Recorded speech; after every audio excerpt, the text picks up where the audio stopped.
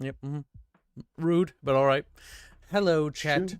and welcome to another Bunchcast. Today we're going to be talking about the elephant in the room. Now, many of you are like, Gibbs, what is the elephant in the room? Why haven't you prefaced this at all with any more information? We're going to be talking about the industry, as we always do, but unfortunately we're going to be talking a little bit about in real life politics. You knew this stream was coming, chat. I knew it was coming. I didn't want to do it, but we got to do it because it's too important to not do it.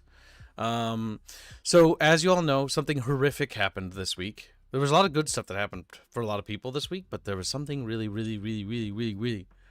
bad for actually quite a few reasons that happened this week.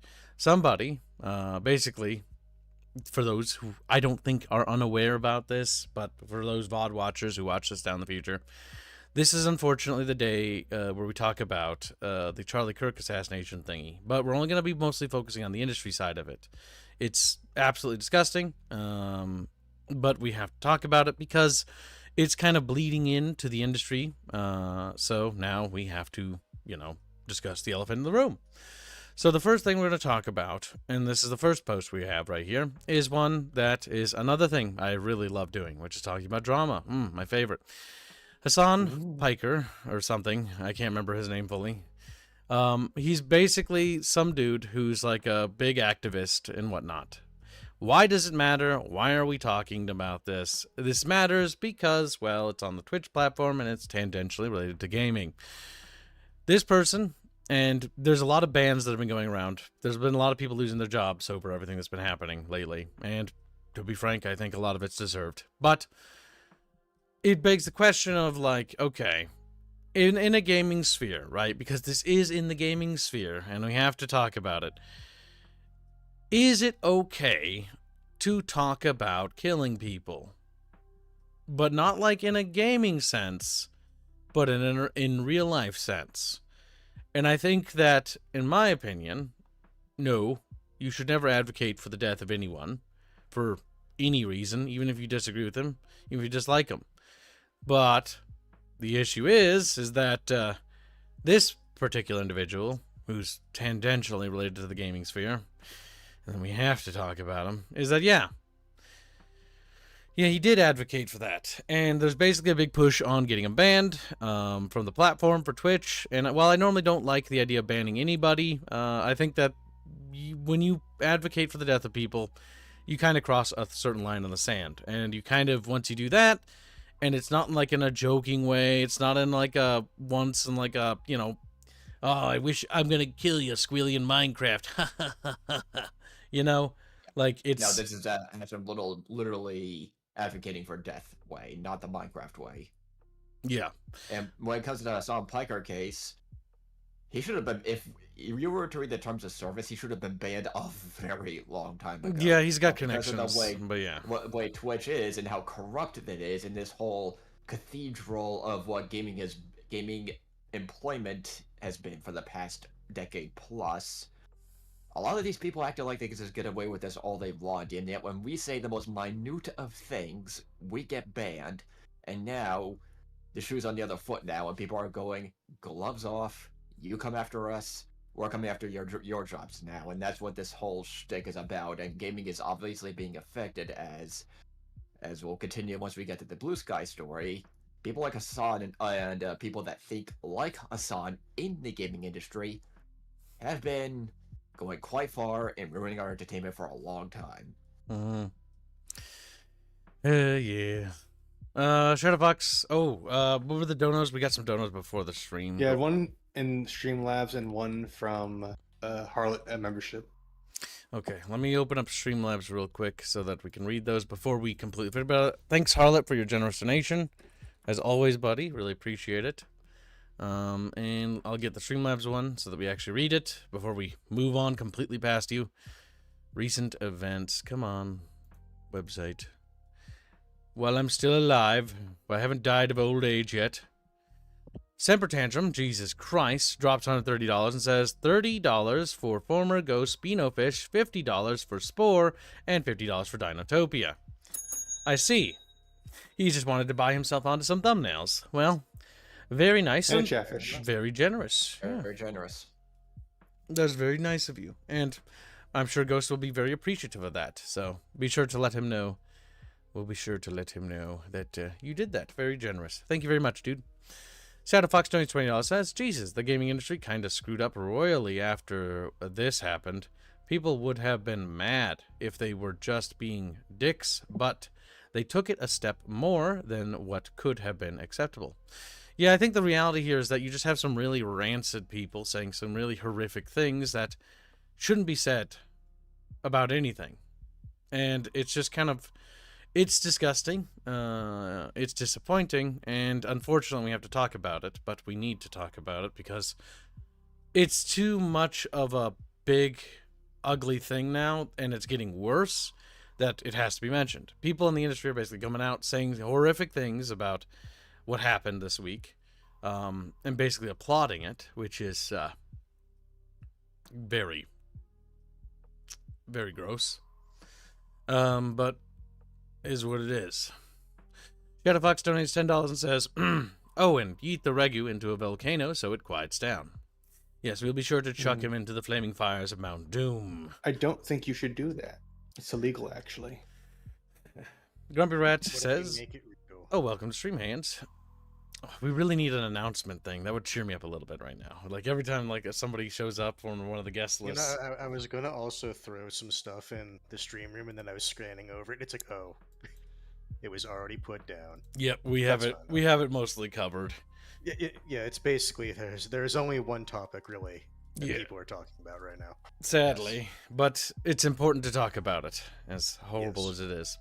So hopefully this is the last time we ever have to do this stream, because I don't like this kind of stuff. He says Grumpy Rat says the whole reaction, the situation from people of a certain persuasion is flagrantly disgusting. It doesn't matter what you believe, nobody deserves that. Nobody deserves to die. Absolutely. It's just sad. It's sad.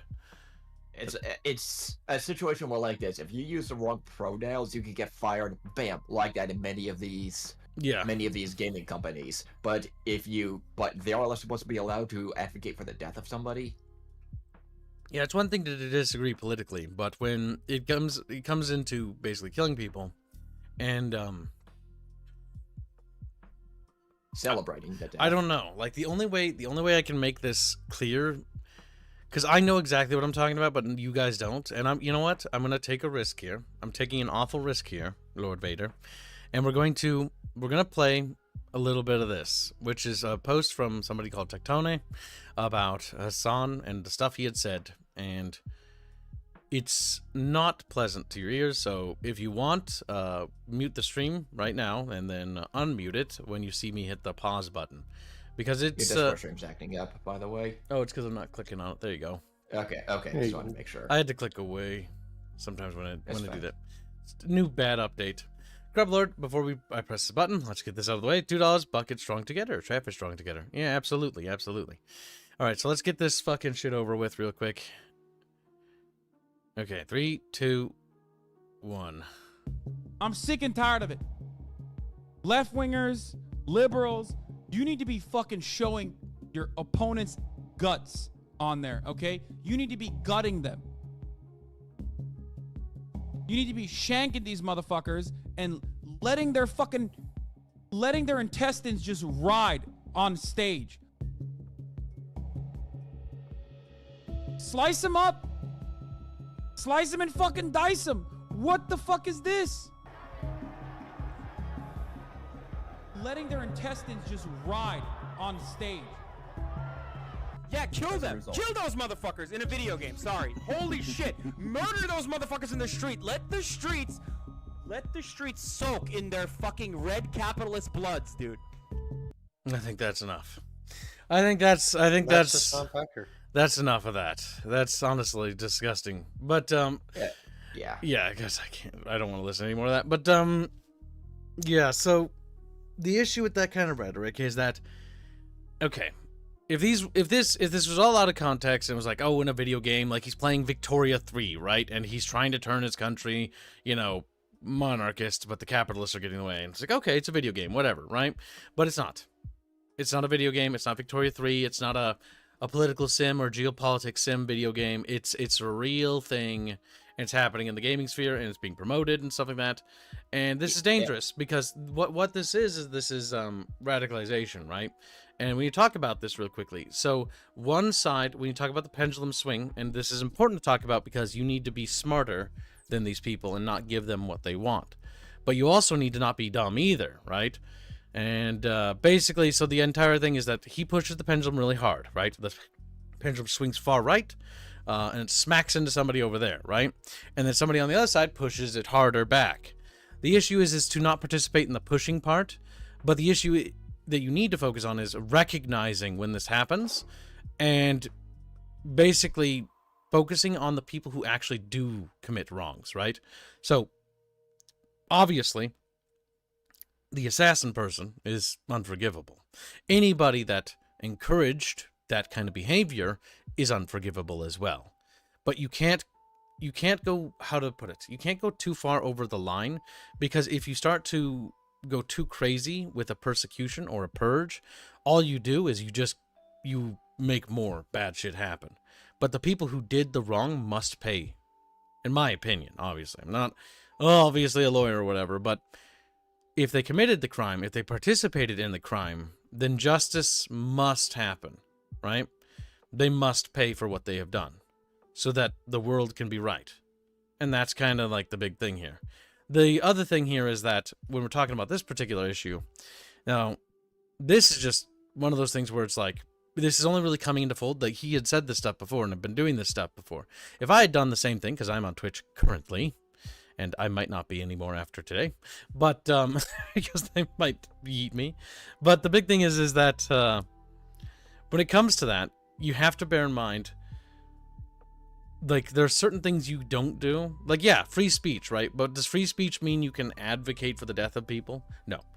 I think that there comes a point in which if you're so extreme that you must, want to hurt people, this kind of rhetoric is dangerous, even in the gaming sphere, because all it's going to do is it's going to radicalize people. And the big thing is like, that thing about Fed posting, right? We all joke about it, right, chat? There's always a Fed trying to instigate. Well, the Feds are feasting good, and they're trying to, rile people up. Don't give in. Don't be riled up. Don't let it consume you. Don't be controlled. You are much, much smarter than they ever could be. And prove it. Don't let yourself be riled up. Be angry, but don't be controlled by your emotions. Now, there is one point is worth noting about all this. When it comes to what Sandra said, and if you look at the stuff the shooter said before, there is a very thin line that's easily depending on the person, there's a very thin line between this kind of rhetoric and the incident actually happening. And you have had a lot of this talk going on for a very long time. It's like, it's not just Hassan. A lot of the people in this greater sphere, cathedral of thinking is the best metaphor for it, have been thinking and talking and articulating like this for a long time, and stuff's been happening. This is not the first incident of a shooter attempting this. There are many other documented and convictions of stuff like this happening where you see this rhetoric and something happens. Yep. And the big thing is that a good friend of mine, we don't really talk about the content creators, but a good friend of mine named Arch, also we had a conversation about this, because we usually work on we're working on this new lore channel, right? And we've talked about it a few times, the channel we're working on together, and we ended up just sort of like decompressing, because it was kind of a stressful week in some ways, and so instead of working on stuff, we just ended up chatting. But the reality is one thing when we were talking is, we brought up the point of, yeah, like, this isn't like new. Like, these assassination attempt things have been kind of like ongoing all the time, and they're horrible. And yes, technically, I think there have been attempts on, our side of the fence as well, and these are horrible as well. Like, they're all bad. But the big thing is, I think we have to change the atmosphere in order to enact a positive change, right? Be critical, be angry, but don't be ruled by your emotion. Don't let your emotion speak for you. Have restraint. Because that big thing, that is a true exercise in power. The ability to know when to use, when to act, when to not, right? And that's the big thing. My only concern with this whole ordeal is that I think people are because I've talked to quite a few of you guys, and some of you guys have messaged me in DMs, and some of you have poked me on Twitter about this as well.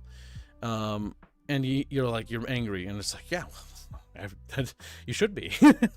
But there's only a few rational responses, right, that you can possibly have to this. But it's okay to be angry. That's something that I think you should be aware of. It's okay to be upset. You should be. I'm upset. I had a hard time streaming, and I'll admit that, like, if it helps you guys in any ways. When the incident happened and I heard about it, like, it was pretty stressful. I kind of wanted to wrap up stream and just, like, decompress a little bit because, you know which side of the fence I'm on, boys, you know.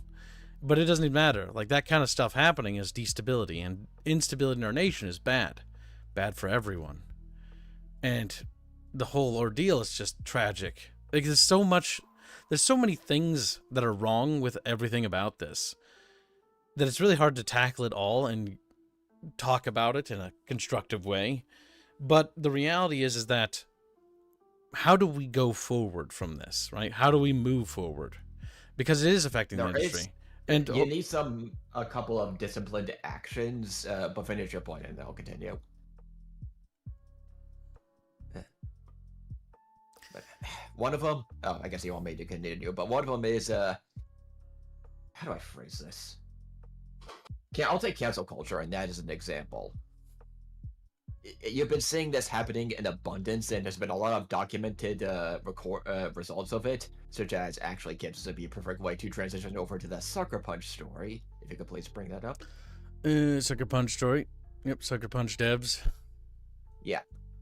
So, celebrating the death and advocacy for this kind of horrific action is actually leading to layoffs.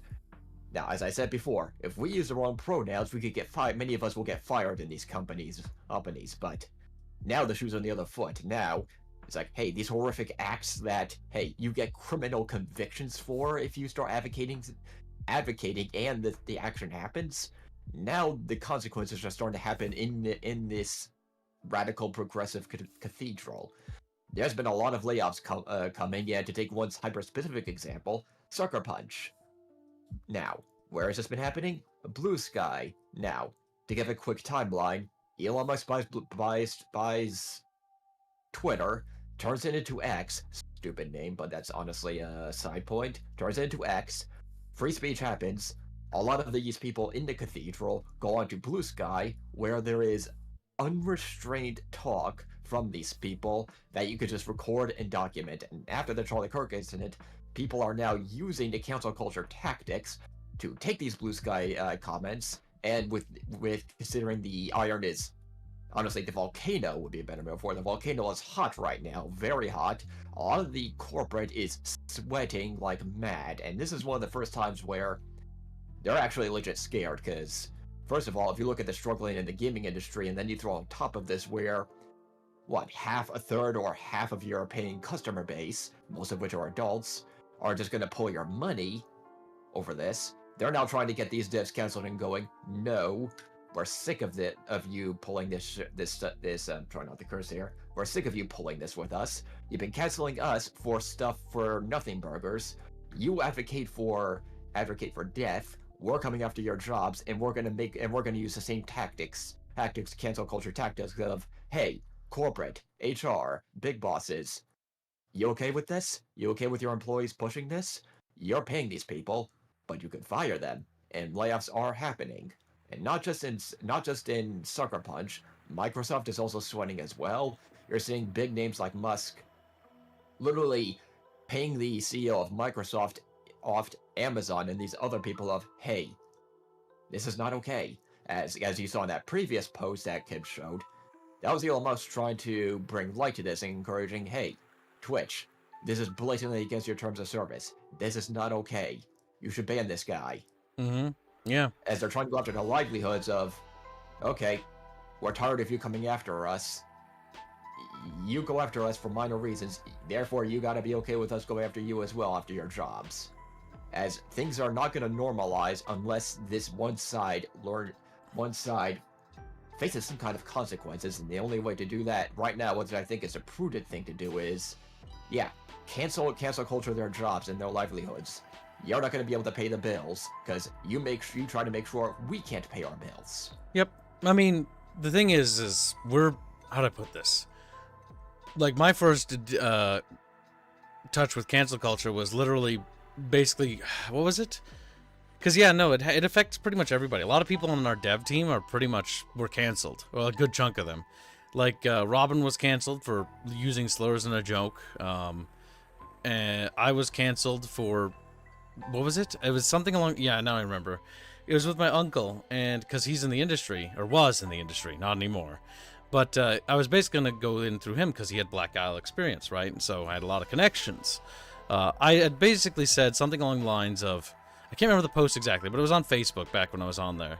And I was like, he made some nasty posts during the Trump election, the first one. And I'm like, shouldn't we not judge people, just because they vote for a certain way? Can't we all just get along? And I didn't really care about Trump or anything like that at the time. And he basically proceeded to just, like, drag me into the public sphere and fucking, like, berate me in front of a bunch of other people. Like, all the fucking industry people. And so I'm like, okay. Okay, thanks. That There goes door all your closed. ties. There goes that. I guess I'm indie now. I guess I'm indie now. Yeah, and the unfortunate part is a lot of these people in this cathedral they want their desired outcome no matter what, and they don't care how they get it. Which means they're gonna be pulling these tactics unless some kind of power comes to stop them.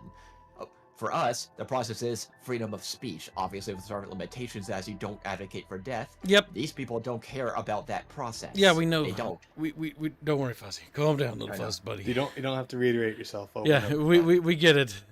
The big thing got the is point. that that when it comes to this stuff, like, yeah, Fuzzy's right. Like, nothing you said is wrong there. The reality is now they're experiencing what it's like, and I know from personal experience, and I know from experience just talking to everybody on my dev team that, yeah, being canceled, it sucks. Not only does it suck, it threatens your livelihood. But the reality is that they've been doing it to us for ages. And as somebody who's already a victim of it, and knows a lot of people who are also victims of it, that's what you get. Like, now you know what it's like. Now it hurts. I hope so. And I hope so, because it's the best way to hurt somebody without actually hurting them. Actually, you know what I mean? Like, to impart a message, a lesson, if you will. That perhaps we need to tone down our rhetoric and stop going after each other's jobs, maybe. Maybe we'll learn this, Maybe we won't. I don't know. At least I like to think that people will experience it and then be like, oh my god, that's awful. I hated that. Okay, good. Now don't do it to anyone else. Shadowfox donates $10 and says, it is sad to be honest. I think it worked out for you, Kibbles. Oh, yeah, I think so too. But, I mean, this is probably the best route, because you guys have actually been huge in this. But either way, for you, Kibbles, never would have found you after the first deployment if you were a corpo, and thanks for all the fun, Ancap Cat Trap. Well, I mean, yeah, it's sort of accidental that this all worked out the way it did, right? Like, usually how it works in the industry, Shadowfox, is that how it works is you work for a company, you build up prestige and connections, and then eventually, once you get to a certain point, you can start advocating and pushing your idea, and you learn things like the elevator talk. So that when you talk to the director, or if you get a chance to, you can start pushing the idea of this side project you have. That's usually how it works in the industry. That, or you build up enough reputation and capital, and then you go and you start your own thing. I basically, because of the indie path we took, because I got pushed out, I just ended up cutting across the line and going straight for the thing. The project I wouldn't be doing till I'm probably like 40 or 50, I'm now doing now. And I've been doing now. So, works out, in the end. It still sucks, though, because it's still family, And you wouldn't expect that kind of stuff to come from family members, but we live in a weird time. And I will point out that most of my family were very nice and very kind, and always have been. It was just a one-time thing from one person. But I don't let that one person ruin my entire relationship with the other parts of my family either. He may have done that. He may have thrown me under the bus. But it was him. Not my aunt. Not my other uncles. Not my father. No one else. One person. And it's important to always, if you're going to be mad or be angry at someone, be angry at the one who did that thing. Or the other people who supported that thing. Not the people who didn't participate in that. That's what separates us from this whole like group mentality. That's like the Hassan Piker thing, right? Where he's advocating for the death of not just myself and everyone here, but also all of you as well. And it's one of those things where it's like, that's so messed up. But it is what it is. And so the reality is that you simply have to be like, okay, just because he does that, does that mean I hate like my old friend Alldog? No. Alldog's left-leaning, but that doesn't matter. It's not him that's advocating for it. He's not doing anything. He's innocent. That's the big difference. Recognizing the people who are bad versus the people who aren't. And once you recognize that, you can isolate those groups. Don't push people in the middle of the aisle further towards their embrace. That's exactly what they want. Instead, be reasonable, be rational, and pull them to the right side of history. I could throw in a joke here and there to lighten the mood. But yeah, this whole thing, pretty tragic, pretty sad. But there's a lesson that we all need to learn here. And hopefully, we'll learn this lesson and we'll grow from it. It's the least we can do. Now, it's not exclusive to just, like, these companies. This is happening to other companies, too. I mean, it's happening with Twitch. We see some, favoritism towards that one streamer. This is happening with the Sunker Punch devs. Microsoft Group. Yep, we're Microsoft Group. It's happening to a bunch of things. And the reality is that it's kind of one of those things that it's going to really just show the scum on the surface, because that's how the barrel works, right? Scum always rises to the surface. And they're going to basically out themselves, and they'll be basically shoved out slowly one by one. And hopefully it'll be a big lesson for people to learn of, to just be human. Don't treat people terribly.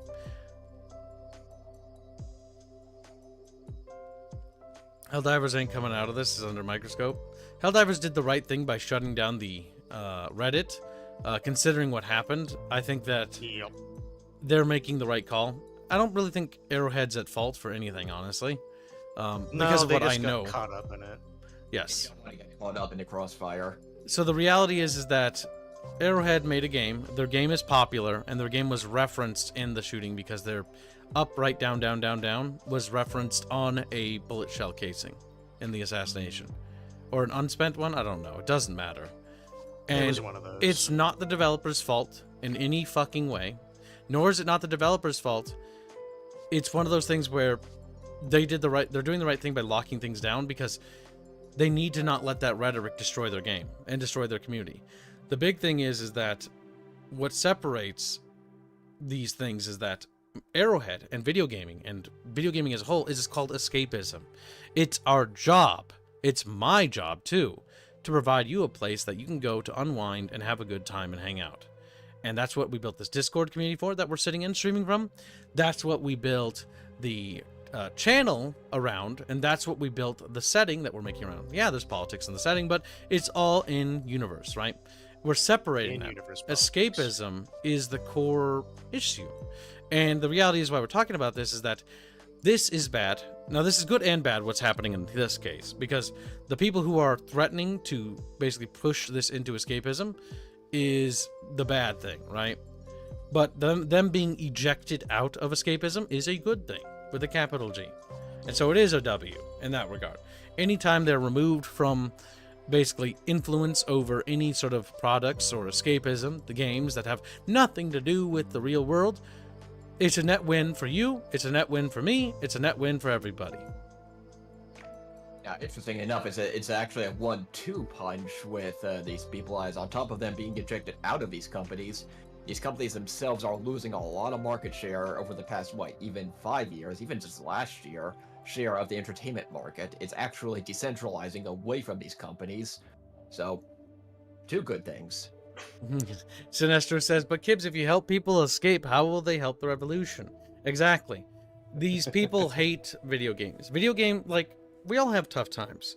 My whole life's been like a series of ups and downs, peaks and valleys, and yours has too, right? We've all had those tough moments, but we've all gotten through them. We may not have done so together, but you did it, Sinestro. You did it, Frederick, Green Branch, Night Motorcyclist, all of you. You've had moments where you've stumbled in your life. And the whole thing is video games have helped basically me, and maybe they have for you too, give you something to do, give you something to escape to. It's important that those places exist so that you have a place to unwind. You have a place to decompress after a hard day, because there will be hard days in our lives. There will be more, but we will get through them, all of us. And the reason why we will is because we have things that provide entertainment, that provide escapism, things to game with, things to bond over, to form new friendships with. We have these things. We must not allow them to take them away.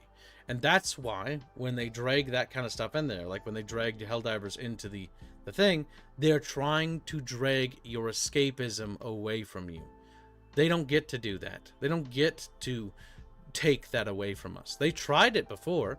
The Puritans, and these are Puritans too, mind you.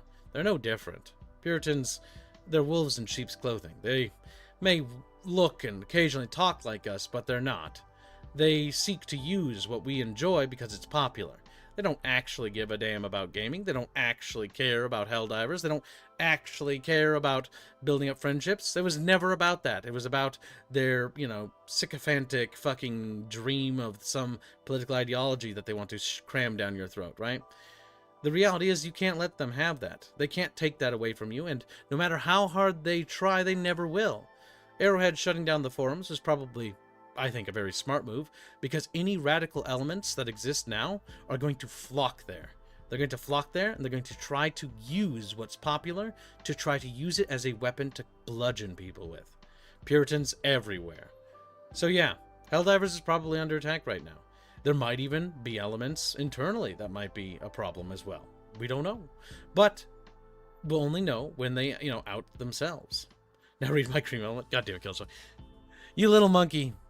We should probably get through supers. We shouldn't be that far behind. I don't think we really make all that much There's money. a couple of donations that came in that weren't read. But Oh, Jesus. most of them were memes, besides, I think, Shadow Foxes. Chaffish is just schmeeming. It was a cream element, he said, right? Yeah, so stream elements. Hold on a second. These websites break. It's probably not the website, it's probably my crappy streaming PC. It's not very good. Let's see. Killjoy donates $20 and says, the right made social media alternatives because they were being censored. The left made one because their enemies weren't being censored. Hashtag Gator, hashtag Cookie, hashtag Fit. You raise a good point, and yeah, that's sadly true. And it What's is. that? $20 for Gator, Cookie, and Fit. Thank you very much for your very generous donation, Killjoy. Shadowfox donates $20. I'm in the same position as Bjorch a few years ago. I don't think anyone should get fired for words, but after these few years, man, it's about time the hammer came down, and maybe we can get back to the center. Oh, I don't necessarily agree with that, and not in the sense that you're thinking. I always think that people should be fired for something they say, if the something they say is something so radical as advocacy of harm or anything like that. I've always believed that. You shouldn't be able to say anything you want when it comes to stuff like that. If I had one of my employees basically actually advocating for the death of people, I'd fire them. Well, Kibbs, free speech law actually has it so that if you're calling for someone's death, it's not Yes. protected. Free speech law, just free speech doesn't mean what people often think it means. It doesn't mean you can actually say whatever you want. Free speech means you can, advocate for certain political things or policies and stuff like that. It doesn't actually mean that you can say oh yeah, I'm going to find Squealy and I'm going to destroy Squealy. And here's how I'm going to do it. Or that one So you do streamer say that a lot, actually. who planned out the entire escapade of finding someone's child and basically murdering them. That happened too, and they're on Twitch still. They're on Twitch. The Can you reference example that person, constantly or provided. do you not want to? I can't say their name because they'll go after us. Oh yeah, that's true. And we have no recourse. The game isn't fair, I told you. We're playing a rigged game. Rigged. Yes, it is. And the cards have always been stacked against us.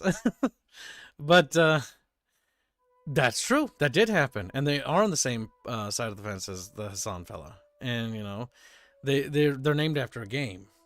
A game that Activision and Bungie made. But either way, Shadowfox donates $10 and says, it's sad, but to be honest, I think it worked out for you, Kibbles. Never would have found you after the first deployment. I already read that. But thank you anyways.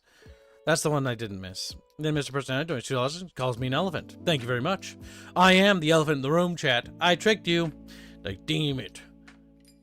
Rust again has been a member Get his tusks. or has become a member. Thank you very much for your support. And remember, if you donate or you have donated, be sure to get your ranks in the Discord server. The reason why I didn't want to title the stream about what the subject was actually about, because I don't like the idea of doing this stream to begin with. To be frank with you, chat. Because no matter how you slice it, does it need to be talked about? Yes. And I know a lot of vultures on YouTube are like jumping up and down because this has been the most profitable week for them in their entire careers. But this is one of those things where I just don't really feel comfortable talking about this stuff, to be brutally honest with you. But here we are. And so the thing we should focus on is what can we do as a community to do the right thing. And I think the simple thing is, A, don't fed post. That's the most obvious thing. Don't get yourself in trouble. Don't be caught up in other people's fed posting to try to lure you into a trap, because that's all that's going to do. All right? I know you're angry. I know you're upset. I understand that, and so am I. But I don't want you to fall for it, and I don't want you to get in trouble. Be angry. Be upset. But don't let your emotions control you. That's all I ask. I know it's not. It's actually kind of a tall ask, because restraint is a difficult thing. But you have to be strong, and you have to be smart, and you need to be advocating that for your friends as well. Be strong. Be smart. Have restraint. Be angry. Be upset. But don't let your emotions dictate what you say and what you do. Don't give the people that want ammunition from this ammunition. Don't give in. If you need to unwind, if you need to decompress, if you need the time to just, take time for yourself and do what you have to do for yourself, okay? And that's the most important thing here. Look after yourself first, because you will always be, and you always have been here, and anywhere else for that matter, you will always be number one, no matter where you go. Just remember that. Shadow Fox donates $10 and says, that's true, but it could have been just a heat of the moment thing. You can tell if a person says something from just being pissed and don't mean it, and those that truly believe what they are saying. Yes, that is also true. But that's why it's important to not give in to the heat of the moment. I know that's hard, and I don't always do it well either. Mind you, I work on that. I've always had a short temper on certain things. It's what got me in trouble. It's what got me kicked out of Catholic school as a kid. I just couldn't control myself, And you guys who know me, you know exactly why. And I had to deal with psychiatrists and stuff like that, and it took a while for me to get control of myself. And it's difficult because it's easy to slip into that mindset, but I remember the things that I learned, right? About escapism, about unwinding, about finding ways to vent in a constructive manner, or even if it's not constructive, and ways to vent. My last line of defense, for me, personally, is literally crawling into bed and coping and seething and molding. Because into bed and crying myself to sleep. Okay, yeah, pretty much. Let me do that. And so the reality is, why do I mention that? Because sometimes, in order to avoid, saying something you really shouldn't, maybe you should just disconnect a little bit. Maybe not touch grass, but touch blankies, and close your little eyes. Do as I do, not as I say. Says fucking, not as I do, Gibbs. That's not at all Sinestro. I'm literally telling you the truth, you little gooblet, you little meme. Gonna turn you into a little fried fish if you're not careful. The person from Ghosts of Yotai has been saying this kind of stuff for years. Yes, that's true. I know that, and I know that there are tons of people. There's like a person in Mech Warrior community and the Battletech community that would always be like this, and it always drove me up the wall. It's that guy who does the voice acting for Duncan Fisher. I remember being like, oh, cool. I found the voice actor's Twitter, and I started following him. And then he started attacking people because if you voted for Trump, I don't care like who you are or what you've done. You're unforgivable. And it's like, that's my first like early experience with that rhetoric. And it's like, oh my God, like somebody who I thought was like cool and part of escapism is actually not. Now, maybe, potentially, he was venting on social media. I did so in the past, and I used to use social media as a place to vent, and I sometimes still do, by just spouting absolutely nonsensical memes. But it's more like memes or anything. Or when I go on a rabid crusade to defend one of my friends. You can go through my Twitter. You'll find evidence of that. Do my doo-doo, just as I say, says Pleasant Thoughts. Goddamn. But yeah. What else do we have here to keep going through these things? What was this one? For my account, I muted. Oh, God. I do mute all those political things. I really shouldn't. Maybe you If it were a different time, that would be perfectly acceptable. Oh, so like the reason why, if you ever wonder why I mute a lot of things, I've muted a lot of my friends. It's purely because they do politics, and as a writer, I need escapism I need to not be angry when writing. I need to unwind and sort of find my zen and then start writing, right? Because it's what my job. I'm a writer. And so but if I have somebody in my little pond of tranquility pissing into my pond water, I get angry. I get angry. I drink from that water, goddammit. Yup. I don't know if I drink from it, but Don't piss in my drinking water. Goddamn. here we have a post that a little old fuzzy wuzzy grabbed for us called Microsoft shared an X post on Friday addressing negative remarks about Kirk made online by some of its employees. We are aware of the views expressed by a small subset of our employees regarding recent events. The company said we take matters like this very seriously, and we are currently reviewing each individual situation. Microsoft said comments celebrating violence against anyone are unacceptable and do not align with our values. So I expect to see some firings in the near future from them. Microsoft statements came after the Tesla CEO, or Tesla, not Telsa, Elon called out Microsoft CEO Satya Nadella on X in response to an unverified claim that some employees at Blizzard, a video game company owned by Microsoft, had posted comments trashing Kirk. The funny thing is, unverified. These people all post publicly on Blue Sky all the time, so yeah, and they can easily be traced back to Microsoft employees. Now, the thing about small subset, that's hilarious. Microsoft, anybody that knows anything about your campuses over the past few weeks, sees that it's not just a small subset. There's a lot of people that support that hold those problematic views, or no, not problematic, abhorrent views. Let's be honest. And have been protesting and pushing Microsoft to try and force their way down Microsoft's throat. I forgot to hit the repeat button. There we go. Yeah. And this is just a bet on Microsoft's own making in that whole West Coast business culture. It just breeds this stuff. Yep. I mean, the big issue is that radicals, right? Like, radicals will escalate on either side. They exist everywhere, and it's important to acknowledge them. Radicals, I sort of align with Puritans, because they are puritanical. If you're not 100% with their certain mindset or view set, you're intolerable, right? So the big thing with this kind of mindset, in order to recognize it, is that they're going to try to twist and warp everyone around them to have this mindset. They'll usually engage in some form of cancel culture or, basically spreading their quote-unquote truth. And when confronted with the actual truth, they will, A, ignore it, B, deny it, and then proceed to lash out with their own quote-unquote truth. That's one thing you just kind of have to bear in mind, which is why, again, isolating those groups by just simply not interacting with them is step one. Now, if you have friends who are radicalizing, do you throw them to the winds? No, not at all. The big thing is you try to do things to unwind and decompress. Put in time to unwind them. What do they like to do to decompress?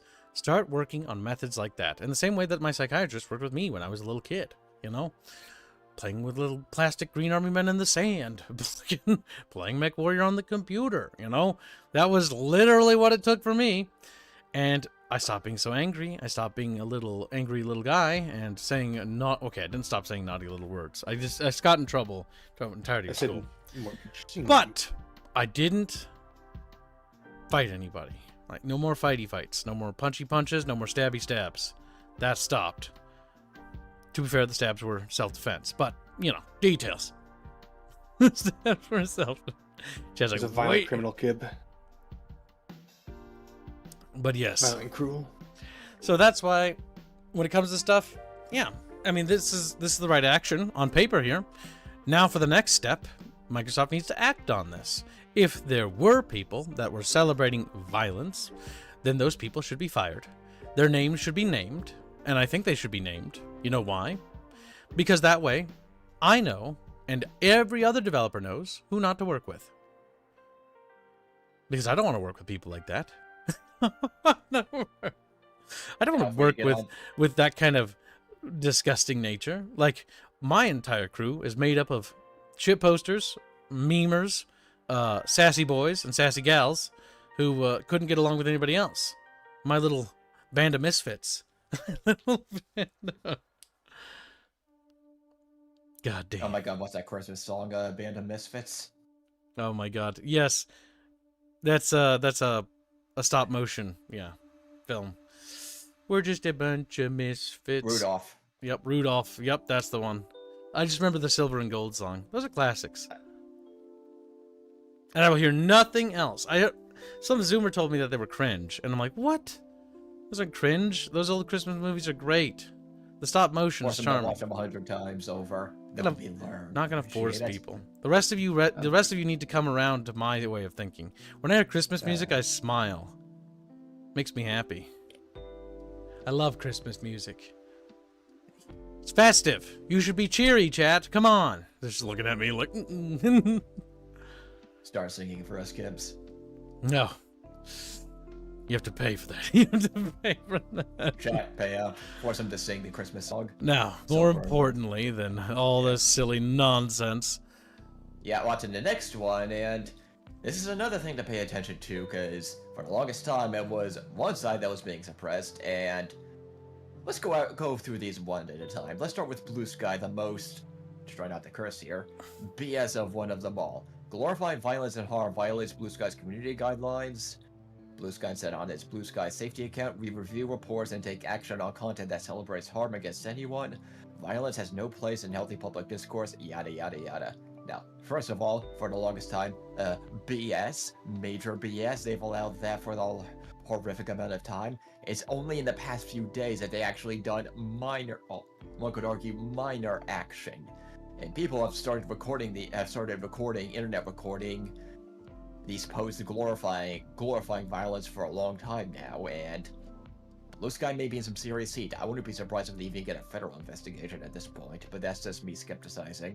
So, Blue Sky, great tool for exposing the people that need to get fired from these concerning companies. Microsoft. Now, Meta. I don't even know what that is. So go ahead and explain it. Yep, that's Facebook's Wait, one. that's what they call themselves now? Meta? They renamed corporate. Yeah. Okay. The stock never known listing is Meta. That means when you say to apply to a job at Meta, that's Facebook. And Facebook, because Facebook is just one of their subsidiaries, because they also own Instagram and a bunch of these other companies. Oh, they're like an umbrella thing. Gotcha. Now, the funny thing about Meta is it's more of a millennial and older platform, so they've always had this problem, but they're better-ish at moderating, but they still obviously have their leanings. The problem with Meta is they've already been trying to adjust for a bit because they've been losing a lot of money pushing VR and a bunch of AI pushes that nobody's but paying for, so good that they're going after cracking down on this, but it's not, say, to the scale of Blue Sky where you can find these people easily. Now let's scroll a little bit down to Reddit. We all know Reddit has its uses, but it's also a cesspit for a lot of these ideas. Anybody that's dug a little bit into Reddit, as it says, our site-wide rule prohibits encouraging, glorifying, inciting, and calling for violence, according to the spokesman. And as to the monitoring, it's a big platform, so they obviously have to automate, but the general rule is Reddit obviously allows for a lot of this radicalization, or sorry, illegal radicalization in talk. I'm talking specifically in reference to the Charlie Kirk style rhetoric. They've allowed that for a long time, so Reddit's obviously being dishonest here. It's only now that they're sweating and that people are really up in arms about this we're sick of this. You allow people to break your own rules on a regular basis. It's a literal, here's a writing, here's the action, they don't match. So they're obviously going to be sweating, and given current administration, there's likely to be some crackdowns. As to YouTube, now this is what YouTube and Discord, I'm going to put these into one, as this affects not just our Kibbs' channel here, but also gaming as a whole, as we get a lot of gaming news from YouTube, Discord, just these online spheres. First bullet point, our hearts with Charlie Kirk's family following his tragic death. Said the spokesperson, we are closely monitoring our platform, and obviously these are just rinse and repeat. I'm not gonna... Now, what is YouTube gonna do over this? Because the algorithm is horrific, and it allows the hustle and pikers and people like that to just get away with a lot of things. They could get flagged for minor things that we don't even understand, and yet these other people just get away with it. So, obviously, the rules have to change. Now, YouTube, for those that don't know, that is Alphabet a la Google. We all know how much of a problem Google has been over the past few years, and it's only recently, just to put a positive spin on it, they, on top of antitrust lawsuits, they suffer their dominance in search engine dominance. So they may not have that stranglehold for much longer. But as to strictly YouTube, again, another cesspit of they allow this radicalization to get away with a lot of stuff. Yep, they're lenient with some things, but not with others, and they're super harsh, and yeah. There's the whole thing about being shadow banned and whatnot. There's the whole, like, I don't know if you guys have been following the recent events of YouTube at all. It's not related directly to what's... Well, no, it is in a way, tangentially. But it's not just restricted. It's not just... It goes far beyond that. So the thing I'm talking about is explicitly... one thing that's rather interesting. So, you guys who've been with our channel for a very long time, right? We can mobilize a decent viewership when we talk about subjects that are interesting, right? But if it's a game that you guys aren't interested, you guys won't pop by the stream, right? On average, our maximum viewership usually pertains to like 120 to 140. If we can really, if it's a subject that you all are interested in, I can mobilize that many of you, right? Okay, that's actually really good. That puts us in the upper 5% of like streamers, or upper 10%. It's ludicrous, right? It's insane. That's a big number of people. That's a lot of chat bros. And if it's a game you're not interested in, like chat made me play Cars yesterday, and that was kind of cursed, but, you know, it was about 50 to 60, which again, you know, smaller number, substantially. And if it's a less interesting game, maybe it's 30 or 40. You know, you're just not interested. Nothing wrong with that. Nothing wrong with that in the slightest. But one thing that's ever clear with all this stuff over and over again is that every time it's mobilizing you guys, but it never brings in new blood, hardly ever. And the reason why it doesn't bring in new blood is because we're not promoted at all. We may have ad revenue on, we may generate YouTube profit, but we are not put up anywhere. We have too many tick boxes against us. We say naughty words, we speak our mind, we have artwork that is obviously not what big on YouTube because they don't like it, they don't like attractive women stuff, so check mark, check mark, check mark, check mark, right? And so if it's not ticking any of those current like algorithmic tick boxes, we're never going to get new people. And that's just how it is. It's only word of mouth that we grow. Somebody mentions us and somebody's like, okay, I'm going to see what these little weirdos are about. That's it. And that's not just me, by the way. That's everyone. Everyone suffers this problem. Now, there are some people who walk the line, meaning they never swear, they never say any bad words, they do all the right things, and then they get, if they get lucky, they get caught up by the algo and they get promoted, right? And they move up, which is awesome. Great for them. That's awesome because they're actually making it. But for a lot of people, if you're trying to get into content creation now and you're unconnected, good luck. Like, the reason why I disconnected from all of my big YouTuber friends is because I needed to prove to myself that I had the capability to grow without them. Not only did I have to prove to that, but if I want to do my dream, I don't want to be reliant on the charity of my friends. That's fucking not something I want to put my friends through. Even though they offered it, like, they did. Even though they offered to, like, financially support me, I'm like, I rejected it. Because I need to know that it's not just because people are my friends that are supporting me. It's that people actually care, right? And so I've experienced a lot more of the hardship there because I explicitly told them, never, ever raid me. Like, please stop raiding me. Please stop. I will grow on my own. I need to do this from, like, myself. You know, it's a greedy thing, I know. But they are good people. And I want to point that out because it's important to note these things, right? And I would probably be much higher than where I am now if I had accepted that. But I've proven through my own merit, through my own skill, that I can grow. Not only can I grow, but I can survive and prosper. And through merit and merit alone and hardship, I've become a stronger and better person. Maybe it's just my own world philosophy, but I think hardship breeds strength. I think it breeds resilience and perseverance through difficult times. And so, yeah, I took the challenging path because I think I'll become stronger because of it. I'm trying to min-max my stats here, chat bros. Oh, wow, Picklefather. Hello. It's been a while since I've seen you in the chat. Picklefather says, been a while since I was in live chat. How you doing, Sir Kibbs? Sir Kibbs now? Oh, Jesus. Gee, am I that old? Hope Robert's you a and the sir rest as of the well, bunch are doing so- well. Yeah, we're doing well. There's been some ups and downs, if you haven't been here. Some very difficult things, but we are marching forward. And welcome to the stream. Hope you're doing well as well. Those little lemon fish, they always return after a little while.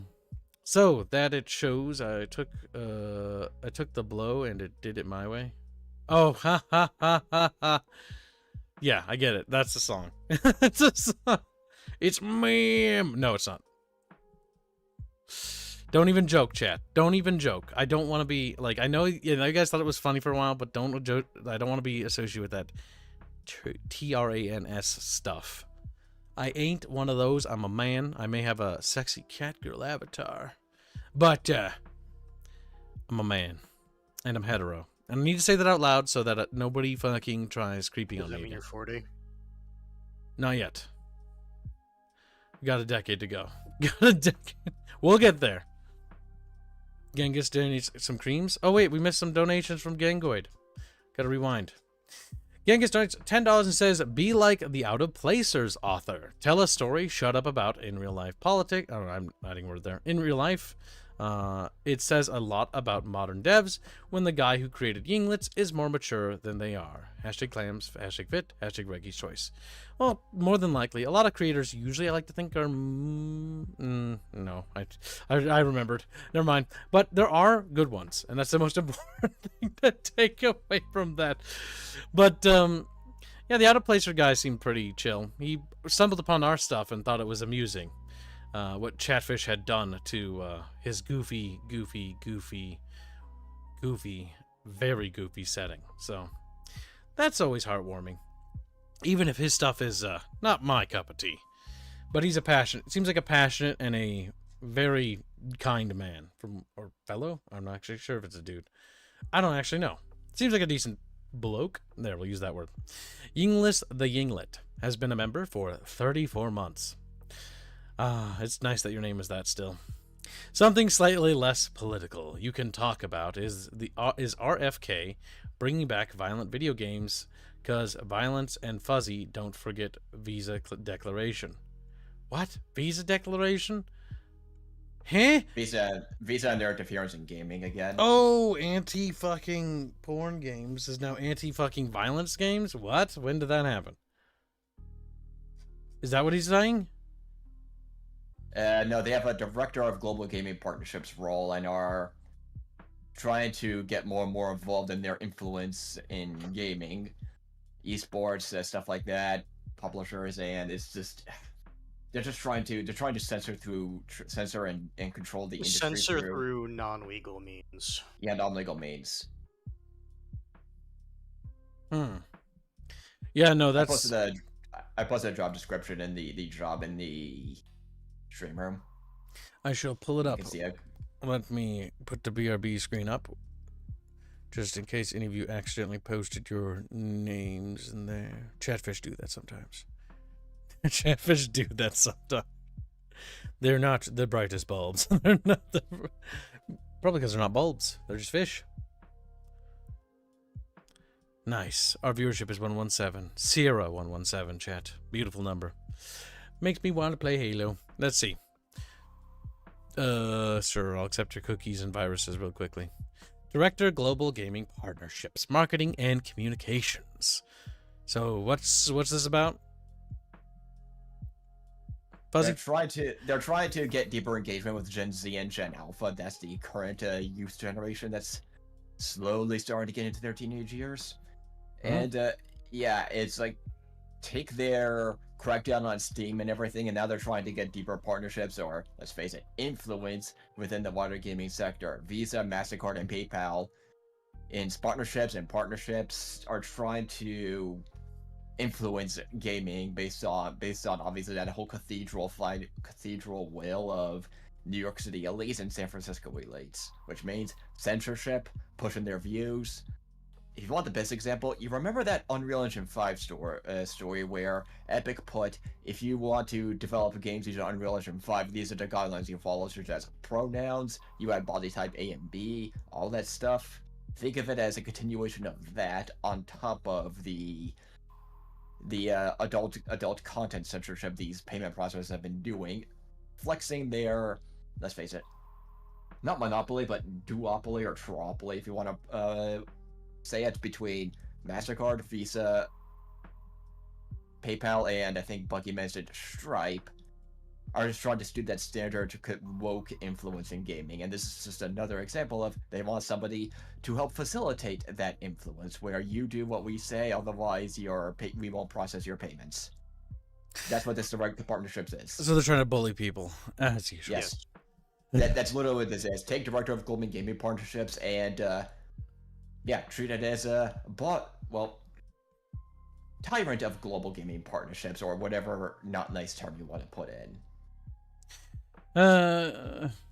This whole Visa MasterCard fucking business needs to really fucking be smacked down. Like the issue is they become far too totalitarian. An issue for years, not necessarily the gaming stuff, but they have had continuous litigation brought against them over the years for them being really shady in how they enforce their stuff. Yes, because they basically have the ability to pull the plug on anyone arbitrarily. Like, for example, the game we're developing is an RPG, right? It's not really a hentai game at all, is it?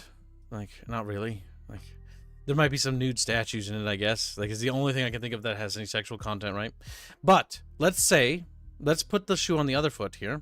What if I was making a hentai game? Now they would go after us and they'd pull the plug. And I have friends who actually do make H games in the industry, and I have one friend who's recently become an indie and is working on his own, and I'm hopeful for him. But the big thing is that what's absolutely terrible is the fact that there seems to be a lot of creation for anything. Like, you can't make this, you can't make that, you can't do this. It's the same puritanical nonsense that I remember growing up with that my mother would do to me. Now, I love my mom. She's an awesome lady. But initially, when I wanted to play video games, in initial days, like when my PlayStation 1 or her old Sega Genesis or the old Sega Saturn or the PS2, right? I remember my dad had to cover up the logos of games with E's instead of T's, right? Because she was super anti-game, and she would get super mad if I played video games for more than an hour. It's like, go outside. Let's go outside and do what? I live in the middle of fucking nowhere. Play in the dirt, eat a worm. I'm like a child, and there's nothing to do out here. The only thing that are out there are bears. You want me to go get mauled? Okay. Usually what they do in these cases is first they go after the adult content, and then they try and go the next step above and push to where their goal is. Yep, so they push and they threaten Steam. Now, Steam, and I know a lot of people are like, Steam kowtowed, Steam betrayed everyone. And it's you need to look at the reality is that I don't believe that. It's not necessarily that Steam betrayed, it's that Steam has no fucking choice, because they'll pull the fucking cord on everything. The issue is that they have too much power. Access to that entire sector of the market. Yep, they have too much power. Yeah. And what's annoying is you have a billion options for banks, believe it or not. I don't use any of the big banks. I use, I'm not going to say the name on it on stream, but I use a different kind of financial institution that I have more that caters to my needs. I have a billion choices if I want a credit or debit card, a bank. I don't have that much of any choices in terms of payment processors. It's either MasterCard or Visa. And, well, for a small alternative, you have PayPal, and for certain other business needs, Stripe. They all function in the exact same way, and they all focus under that, and I like to use this metaphor a lot, cathedral, where they all have relatively the same views. It's like, what do you do? At most, maybe label them as utilities if gaining new competition is going to be this painful. Yep. I mean, that's the big thing. The big thing here also is that I did see some stuff being put forth by the current administration. I hate talking about politics, but these are good things, and there's a lot of good things, like for, not taxing streamers for $25,000, which would be huge. It'd be huge for us because that means how much more money we can literally invest back into the studio and the channel. But not only that, but also stuff forward for basically trying to put and curtail like these big credit companies, or are they banks or credit companies? Payment processors. That's the problem, because the funny thing is, you can actually switch from one bank to another quite easily, but 9 times out of 10 you're going to be using either either Visa or MasterCard, or one of their subsidiaries or something like that. Yes. Because people may say American Express or Discover, but those are very limited to the scale of the United States. They're not really global like the others are. Yeah, that's like, if you're in the US, like, Discover is perfectly usable. Yeah. The big thing is that once they if we can continue to push in the industry, not just in the industry, but as consumers as a whole, these credit card companies into being payment processors, I'll use the right verbiage, to basically not punishing people, right?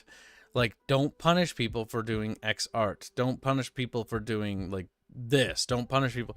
Like, if it's artwork, it's artwork. It's not harming anybody. Let's be frank, right? It's just a drawing. And if it's just a piece of paper with some text on it, it's just a piece of paper with some text on it, right? Now, the big thing is, like, when you look at books, and I always reference this one because the most grotesque books that come to my mind in terms of, like, how grotesque they are in their actual writing is George R. R. Martin's Game of Thrones, or A Song of Ice and Fire, right? It's got some pretty graphic scenes in it, right? But it's a work of fiction, and it's not hurting anybody. It's just a bunch of paper. And it's not only just a bunch of paper, but all the characters are fictitious. They're not real. None of them actually get hurt. Nobody actually dies. Nobody's harmed. Nobody's raped. I mean, in the book, yeah, like narratively. But, like, nobody actually has to experience all these horrible things because it's all fucking fake. It's just a fake book with a piece of artwork on it that some guy wrote. That's just in a made-up fantasy world. It doesn't hurt anybody. And because it doesn't hurt anybody, it doesn't do anything bad. Therefore, it should be fine, in my eyes. Because as a creator, narratively and literally, right, when you think of creative tools that you can do for write a story, let's say we have a story where we have a character do something, right, and something bad happens to them. I've used this example before, but something really bad, like they got raped, or they were, horrifically, grotesquely injured or tortured, Mutilated, whatever. Injured, yeah. Yeah, whatever, right? Whatever it is, it's bad. And it happens. If you start to put puritanical laws forth that are like, nope, that's not okay, then what you're going to start seeing is you're going to actually start seeing what might harken back to actual fascism with book burnings.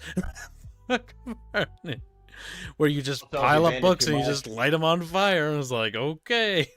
Okay. Also, you'll start driving this stuff underground in the black market, and you really don't want that. Yes, all you end up doing is creating a black market and feeding the black market more things. The other thing is banning books just feels very, very, very very bad.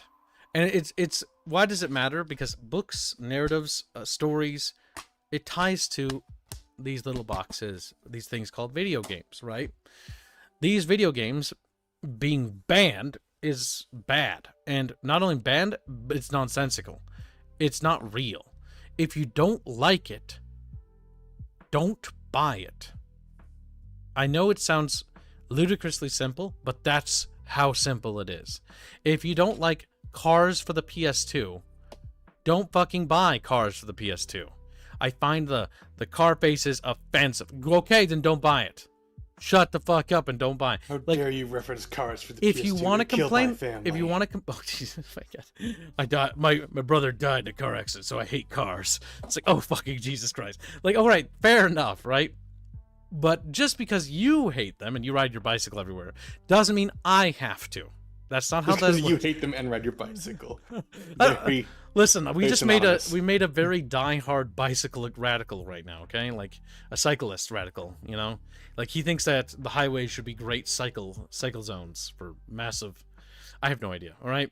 It's the same ludicrous. It sounds silly and it sounds stupid because it is silly and stupid. And that's what you advocate when you start banning things like there's too much violence in fucking this video game. We should ban it because it's violent and violent games make a violent person. And it's like, no. As somebody who was one of the cases on that, because as a child, that was when that was a very hot topic in the early 2000s. I remember that being brought up, and I remember because I wasn't allowed to go to the court stuff because they didn't want to make it any more serious than it was. But I remember as a kid, my experience with that was that video games were bad from one side of the fence, which was my mom's side. And my dad's side was that video games are not bad. They don't actually do anything. They're just pieces of entertainment. They don't hurt anyone. That's back before my uncle, like, you know, threw me under the bus. But back when he was actually a cool man. Because he actually went there and defended video games in that hearing. Or was it hearing? Or case? I don't remember. I wasn't allowed there, so I don't remember exactly. I wish I could ask him. But the big thing is that they defended video games. They talked about how video games weren't harmful and how they don't actually do anything bad. Even if they're violent, it's not going to make him violent. It's in the video game, he can separate between reality and fiction. And the other side of the argument was, no, you can't. That's not possible. Because you're experiencing violent things in a video game, you will act out that violence in real life because the video game has taught you that it's okay because it made you feel good when you did it in the game, therefore you'll do it in real life. And as it turned out, in my particular case, when I played violent video games, I actually became less angry. Not only became less angry, I stopped getting into fights, and my grades went up instead of down. Violent video games had no actual negative effect, and in fact had the complete adverse, because it allowed me to, just like my psychiatrist said, to have a place to vent my frustrations about the fact that as a child I was very distraught over my parents' divorce, you know, and that allowed me to vent that frustration into those fictitious media, not in real life, instead of actually venting it on the teachers or the, you know, the priest. You know, it's funny. That's why I got kicked out, you know, but either way. Look at the top right, like on the far right, and just read the title. In the top right, on the far right. Yeah, video game addiction. Video game addiction. Yeah, exactly. That was there. That was there. Yeah, I remember go that. to it's a current lawsuit. Go to it. That's wild because as a child, I remember being involved in that because I was one of those cases that was entirely about. I just wish I knew more about it because that would be so much more useful. Maybe I should talk to my old man, see if he remembers anything about it. That'd be interesting. We can interview him, chat. He'll look at me and be like, I don't want to talk about this. It's like, do you play Pac-Man too often? Maybe. Maybe. Might be a sign of repressed homicide. Not homicide. You're repressed clearly a rage psychopath. hatred. Yeah, exactly. Oh my god. Yeah, no, you're gonna start boring people. You're gonna start. That's what Pac-Man did. But yeah, see the issue here, chat? The reason why I mention this is that I'm living, breathing proof that literally video games didn't make me violent. They actually helped mellow me out as a kid. I think you're a monster. What are you talking about? They actually helped mellow me out. But you see, kids, the American Psychological Association, or whatever it is, They're dumb. determined there is a problem. Now, again, I'll say it again. Go to the lawsuit top right. It just gives you the summary, but go. All the way to the top, you little monkey. Where's top right of your top right tab. Video game addiction. What video game addiction? Why don't I see this? It's all on your top right screen of your tabs. Oh, the tabs. I thought you were talking about like in this website. I was yeah, like, I said right. funny enough, and scroll yeah. So over you down brought to this Google up, for the and it's lawsuit. wild that you bring this up because I'm surprised this is still ongoing because I thought like Yeah, I had to mention this, and let's look at the new California lawsuit after the kids just mentioned that story. Well, what's weird And about this is that I wasn't the only kid who was an example of this. There was kids all over America that they were that were also going through the same thing I went through as a child. And I thought it was pretty conclusive when it was over that no, video games, if you have addictive, traits, like you have problems with addiction. It doesn't matter if it's a video games or something else. You were going to get addicted to something. That's just because that's the problem with addiction, right? You get addicted to it. You get addicted, right? It has nothing to do with the video game. The video game didn't do it. It's not at fault because it was made. It's not the developer's fault. It's not the publisher's fault for putting it out. And so that's just one of those wild things. It's absolutely wild.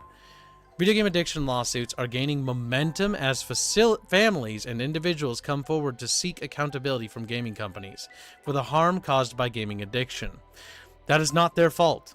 These cases focus on holding video game manufacturers accountable for exploiting vulnerable players, particularly minors and young adults, through intentionally addictive game designs. Gaming addiction has caused significant harm, including mental health struggles, social isolation, and financial strain, as companies prioritize profit over user safety. Now, you could argue that gachas are definitely bad because they're intentionally, malicious. Predatory. Formed like casinos. Any gacha game is usually bad in my eyes, but it's not the gacha game's fault. It's your fault. Don't play that game. You have the choice to not play those games.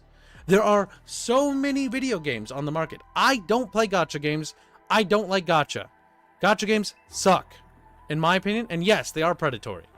But if you like it, you should have the ability to play it. And the reason why you should have the ability to play it, because having more government legislation on what we can and can't play, if you don't like loot boxes and games, bitch about it. Not kidding. Bitch about it. You know why?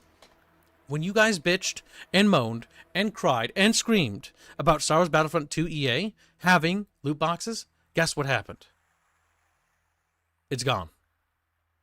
You guys killed it. You guys removed it. You didn't need the government to step in. You didn't need legislators to get involved. You guys did it. You stopped it from happening.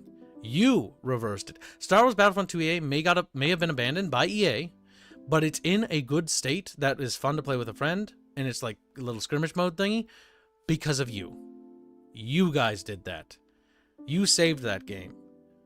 If you don't like it and you don't want it in games, be vocal. Scream, shout. Don't advocate for any harm, obviously. I hope that's the lesson of this stream, right? But be upset. Be angry. Be angry. Oh my god, speaking of that. Oh my god. That reminds me of the sorrow section. I'm like, have I ever done that? I'm like, yes, I have. I'm like, I hope the designer died. And I'm like thinking back to the game, and I'm remembering it's Metal Gear 3. That game we played not that long ago. That stupid sorrow section. Oh, it's so painful. Oh, the anger. I can still feel it in my blood boiling. And now, as to why these keep coming up to stare to that, first of all, special interests, and the fact that parenting in the West, or in the U.S. here, since in our U.S. lawsuits, suck, and parents are getting worse than worse. A lot of parents don't like to pay attention to their kids or consider the fact that you're the parents, you're supposed to be looking after them. Now, as to the study, unironically, a lot of this could be down to the fact that if you actually pay attention to what your kid is doing, you wouldn't need as much regulation. But now let's do this. I do want to point out that the Gen Z generation are known for being raised by iPads, not by their parents.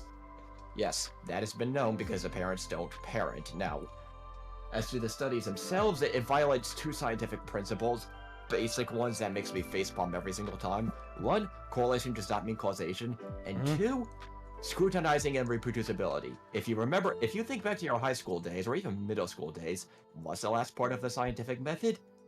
Scrutinizing under new evidence and reproducing the results under similar and different circumstances. Because the whole point of a theory, as the theory that backs up these lawsuits, and give me a sec, it's called, internet gaming disorder by the American Psychiatric Association. That's supposed to be a consistent theory, but as Kibbs pointed out in his specific example, has been pointed out by numerous gamers and people over the past 20 years, it's been scrutinized again and again. And it has nothing to do with gaming. Yet it may appear to correlate in gaming, but it is not the causation, as addiction manifests in many forms. It's like, it's been beaten to death so many times, but because a lot of people, and this is the special interest group part, a lot of special interest groups are desperate to get influence in gaming, considering how decentralized it is and how lack of government or just lack of special interest controls there is. Many are desperate to find an avenue to get control. And so parents being stupid and blaming games instead of themselves, that's a useful tool to them. Yep. The reality is this is simply bad parenting. I grew up as a child playing video games as like early as fucking 3, and I can remember that far back because I have a pretty good like memory when it comes to long term, not short term. My long term is fucking spectacular, and I can remember that when it comes to these games, they never had a negative effect on me because you know why? Often, a lot of those times, the parenting took place with game. Like I remember playing. Even my mom, who's the biggest critic of video games in that earlier days, before she sort of mellowed out, I remember playing Sonic with her on the Sega Genesis. I remember playing, I forget what like car game it was on the Sega Saturn with my dad.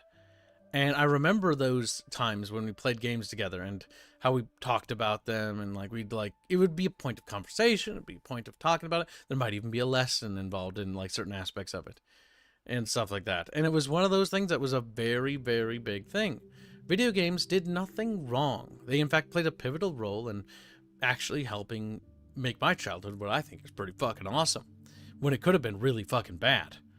And so video games should not bear the blame for this. Video games I hold in a very special place in my heart. Now, yeah, I am biased.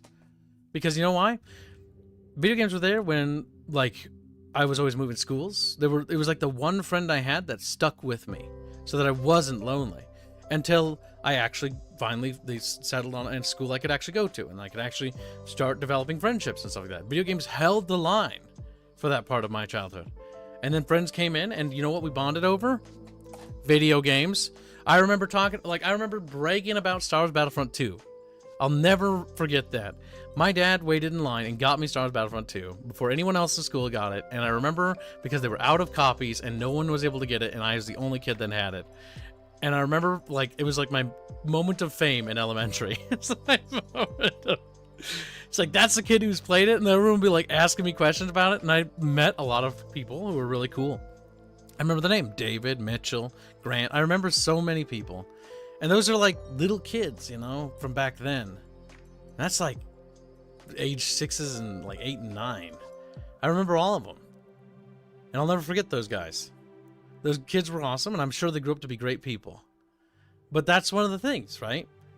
I made a lot of friends because we bonded on it. I remember, like, not being in this one friend group that was led by this guy named Grant and David. And David wasn't a particularly big fan of me, but Grant started to warm to me. And I remember over time, eventually David and I became friends too. And once that bridged in, then I moved into that friend, like, circle. Because it was always difficult moving schools and getting into friend circles. Like, you had to work your way in there. Or like this kid named Luke like bullied me when I went to that school, but we became friends over time. Like, that's the reality. You learn to basically bond over things, and video games played a role in that. They weren't the sole thing that did this. I could have done it without them, but they helped, and it was important because it gave a point of like commonality. When I transferred schools again, I had that as a subject to bridge to talk to other kids. That's why I'm always very paranoid. I see this happen with a lot of younger women. They say stuff like this, or like new parents. I don't let my children touch electronics or anything like that. I don't let them touch video games. Well, it's honestly, I think it's a failing on your part. You're just a bad parent. If you can't handle the fact that they can play games and grow and expand and have new points of contact to interact with their friends with, then I think you're the one that's actually to blame. You're a weak parent. That's just my opinion. It takes strength to let your child explore things, but it also, you need to be there with them. You need to be there holding their hand and walking them through it. It takes time. And as a parent, it's your job to do that. It's what I intend to do if I ever have time to have some kids, you know? I'll be there with them along that journey when they explore video games. And if they don't like it, oh, that's okay too. They don't We will have cry. to. No. The reality is Cry a that lot. if they like it, great. If they don't want to deal with it, so be it. They'd rather do bicycle stuff and like skateboard stuff, because we did that a lot. I remember, like, I had this one friend, Michael, he was super big into skateboarding, and I was basically filming all our amateur like trick shots and stuff like that, because Tony Hawk was like super big, back then in the early 2000s. And so it was like, oh yeah, let's do this, and I'll be like the camera guy, and you'll be like the dude that does the tricks and gets hurt, while I'm safely on the side and only filming it. You would be that kind of guy, wouldn't you? I didn't want to do it. You're the one that does the trick and gets hurt, and I'm the one that laughs at you. Yeah. I'm the one that films it and says, "Oh, dude, are you okay?" And like hold him up as it like fucking smacked his balls on a teeth falls bar. out. Like his teeth falls out, and you're just crying, his fucking all eyes out, and you're just like laughing at him the entire time. I never laughed. I was. You would do supporting that. him. You would laugh so hard. Nope, never, You're never the kind did. of kid that would laugh. Never did. The only time we'd laugh about it was after it was taken care of. After you were all better. Kibbs was the best friend. Always have been and always will be. Just like, yeah. You're just mad. You're just mad. You're jealous. He's a little bit. Millennials grew up with video games, but we still went outside. Yeah, we did. A little bit of that, a little bit of that. Like, I think how I do it is I would be like, okay, I think I'll sort of take a page from my dad and my mom when I grew up and be like, if your grades are good, you have unlimited game time. Like, you can do it forever, right? As an incentive, as a reward. But if your grades aren't particularly good and you're starting to slack behind, you only get like a couple hours. And if you F any classes, like no games. That's what happened to me. Oh my god, I remember, dudes. Star Wars Battlefront 1 came out, and I remember this. I had an F in a class. Because You had for my midterm reports or whatever, for the school or whatever. Because I was slacking and I didn't care about it. And then I got Star Wars Battlefront 1. I got to look through the manual, and I got to look at the back of the box, and that was it. And it was the most effective thing my dad ever did. You know why? Because that memory sticks with me. I still feel anxiety sitting there, looking at the box, going like, I wish I could play this. And going to school and hearing kids talk about it and be like, I hate my life, I hate my life, I hate my life, I hate my life. Oh, it was torture. It was torture. But you know what? I improved those grades. Video games were an incentive, like a cookie. That's why this whole nonsense about video game addiction, blah, blah, blah, pointless, right? My mom going on about, like, you'll never make a living off playing video games. What do? I literally spent my entire life playing them, and not only playing them, but talking about them, and, I don't know, making them. So, kind of weird. I totally rub that in every time I see her, by the way. Which wasn't that long ago. I told her that again. And she laughed. And then she slugged my shoulder really hard. Because she's mad. And it hurt. It did. Her tiny little bony fists. Ouch. Her tiny little... I went on to do motocross and amateur racing. Yeah, my brothers do stuff. Like, they played video games. Like, one of my little bros loves golfing. Does, like, nothing but golfing all the time. My other little bro, fucking is like a landscaper, and he fucking does like construction, landscaping stuff now. And they're really good at what they do. And you know what? Did video games make him not able to do anything? No. My little broskies are out there doing stuff right now, progressing, wasting their money in college. God help them, poor bastards. God help them. But you see what I mean, chat? The whole point of me imparting this on you is that video games are not to blame. And I think all of you kind of know that. You all kind of realize that video games aren't really at fault. You know that it's actually lazy parenting. And it's weak-willed parents blaming, video games and phones and technology, when in actuality it's their inability to teach. And the issue that they're making when they do this, and I know you're out there, all you young women, all you foolish fools, all you're doing, and even young papas as well, all you're doing is you're going to make them behind other kids. You're going to literally handicap them so that they can't build the networks they can with friendships, because that is a tool you can leverage, and that is a tool that they will learn to leverage just as I had. let them experience technology. Let them know it. The big problem we have today is that a lot of the younger generations don't know how to mod games, right, in the gaming sphere. But that's a bigger problem. It's a problem-solving problem. Learning how to mod games was the first thing I did on my own. Without my parents, without teachers, I did it. Me. I did it alone. I didn't need anybody else to make me do it. And that was when I started to learn how to do problem solving on my own and tackling issues. Or getting an old game to work on my old Windows XP computer that wouldn't run. I had to figure it out. I had to learn how to research. I had to learn how to discover it. These things taught me how to solve problems. Problems that I still use today. There's an old-ass game Chatfish wants to stream, but it's fucking hard to acquire and a nightmare to get running. You know what? I figured it out. I figured it out on my own. We grew. No child of mine will prefer touchscreens over interfaces, mouse, and keyboard. That's true, Killjoy. They will take analog and they will like it. I still miss buttons on phones.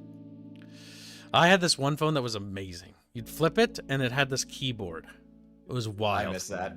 It was partially touch based on like the surface, but like you'd flip it and it had a keyboard on the side and you could type messages with it. That was amazing. That phone was the best goddamn phone I ever fucking had. Better than the smartphones. Not as advanced, but if they kept that flip functionality, that was wild. Damn. No child will ever truly know how great phones are. They'll have smartphones. They won't know what progress feels like to experience it as a child. It was incredible. It was a time. Like everything was always brand new. Every year was something different. Now it's just slightly better iterations rather than revolutions. We were spoiled, Chet. We had it all. I still have my DS. It's a good big blocky one. I still have the 3DS one as well. Think about that. That's Archaeotech now. Archaeotech. What the The fuck? 3DS isn't old. It is It's now. not true. The 3DS is ancient. It is. It's not old. It's It not true. It doesn't get support. It's abandoned. It's, just came out the other year. my 360, when I plug it into a Cat 5, it has no internet.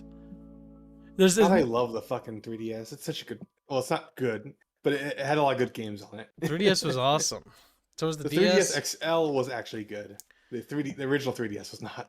The Game It's Boy so fucking SP. tiny. The Game Boy, like I had a Game Boy Color and a Game Boy Advance, but the Game Boy SP, the flip fucking thing, that was magic. You could fit it in your pocket as a kid. You could carry it with you. Kids won't ever get that. But that's why, as a true parent, you need to get your kids Game Boy SPs so they can carry Archaeo technology with them to school.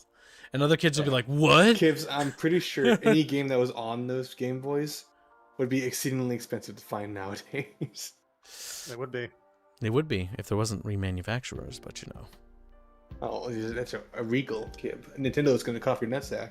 Not if they, Speaking of not if I hide. Nintendo, Speaking of Nintendo, see, I'm good at segues.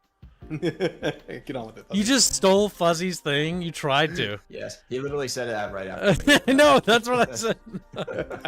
Rapier, credit to Rapier for posting this. Nintendo's being a Nintendo again, and they've a bad history lesson. They tried to do this exact same patent months ago, and they failed. A lot of legal people, legal analysts said they're just gonna rephrase this to try and force this through, and TLDR, they got it. So now that nonsense they're pulling from Japan, they're gonna try and do here.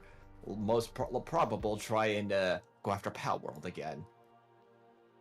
No, they're not likely to go after any big companies. They're You're right. gonna go after smaller companies, and Oh, yeah, they they want- wouldn't they dream to want to touch build up- anyone but Palworld. Nintendo and the They wanna build Pokemon up pick up a precedent. patent for summoning a character and letting it fight another. That's specifically, it's another character summoned to fight another character. This is Specifically. this is stupid. This shit here is the bane of my existence. I'm glad we can focus on video games a bit more instead of the politics shit. But like this is way more like stuff I want to talk about. So I'm mad about this shit, particularly because this kind of backward ass thinking is literally going to kill game. It's like copywriting Levolution. like EA did. Or did EA do that? I don't remember. Or copywriting think like the so. Nemesis system. It's like, stop That was true. fucking doing that. Like, that shouldn't be It's like, allowed. what happens? That game, it's like, oh wow, that's the only one that had that system. Yeah, you want to know why? And now you have to Because the wait for it to company expire in patented order to do it again. Yeah. Fuck. So it's like, The thing is, instead of being able I to think build they and may learn innovate. and realize that that's just a dumb idea because they get No. nothing out of it. No, they won't. Yeah, by the time, okay, I- like Shadows of Mordor and Shadows of War died before there could have been competition made. There wasn't enough time for a game to be developed to make competition out of it. So them patenting that was A, a waste of goddamn money, and B, completely pointless. Genuinely. But see, So you just have to Ninja, do it a little differently. By the way, you can still do the Nemesis system, just don't call it that, and do it a little differently. It doesn't really change anything. Funny part. so Skyrim must be sued by Nintendo. I mean, technically, we'll be sued by that. We already have a mechanic for summoning like creatures beyond the veil in our game for fighting things that you could do and that enemies can do to you. And so it's like okay, is there any game that has summoning mechanics? And my game's been like in the works for like a good couple years now, chat bros. So I don't think that that's gonna really fucking hold up in the reality because that's fucking bullshit. It's honestly, it's like there are certain aspects of Nintendo you love, but recently they've just been making people hate them more and more because of stuff like this. It's like, how Well, dare you? they're looking for a way to kill Power World, and this Yeah. is one of the ways they can. They're mad that Pokemon players are getting pissed off that their Pokemon games are not good, and they're looking for alternatives, and Nintendo cannot have that. Yep. Instead of hey, Power World's successful, what if we make a better game to eclipse them using our merit and our own skill? Nope. Let's just sue them. Or no, do you know what else they might have would have considered? Just buy the company. It's like, okay, fine, you made a good thing, just eat it up. But no, they want to do it this way. Yeah. All right. Open up the wallet. There's a way to do this peacefully. $1 You billion had a bucks. good idea, you beat us to it. Good job. We'll pay you for it. We'll pay you for it, and now you work for us. Now make Power World into Poke World. Get to it. Yeah. That would have been Now like if I was in charge of Nintendo. You know what I would have done with that fucking thing? I would have done that. You know why? Because buying them out and getting them to work for you, like, hey, you're more competent. We'll axe the other studio. You're making the games now. You're gonna make these games, and we're gonna axe that other studio because they're incompetent. And like maybe that's how we should handle this. Maybe They're we not should. going to axe Game Freak like ever. Game No, Freak that never- needs to be axed though. They're All I'm incompetent. saying is, like, all I'm saying is that would have been the smartest way to do it. Merge. Yeah, but they won't do that. Now, it won't happen because the Pokemon Company is actually owned by 3 companies. The companies that went to form Pokemon each have I think, equal share of it. And Nintendo is just one of them. Game Freak also owns part of the Pokemon Company, so yeah, it's like trying to get rid of these people in Pokemon. Yeah, good luck, because you have to get rid of the founding companies that own equal shares. You have to get at least all 3 to agree, or 2 out of 3 to buy out the other. And as a property, Pokemon is so massive that it will probably never die. Yeah, it's so big that you have scalpers that are buying up Pokemon cards from retail stores and selling it for exuberant prices continuously. It's getting ridiculous.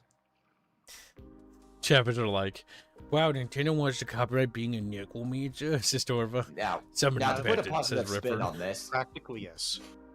there is a way to get around this, and that's one word: innovation. If you you can't copycat it, but if you innovate off it, generally speaking, they can't do anything. Now, in practice, that's still a legal battle, which if Nintendo loses, they lose a lot of money, and that sets precedent. It is the most practical possibility if you actually want to use something similar to this. You have to innovate and argue in court and make sure you're prepared for this. Hey, this is what we need to innovate. This is not a copycat. As we have examples in other industries of this happening. Yeah, you patented it, and that means on that exact thing, you can profit off it. People can still look at it and do something different or innovate. Mm-hmm.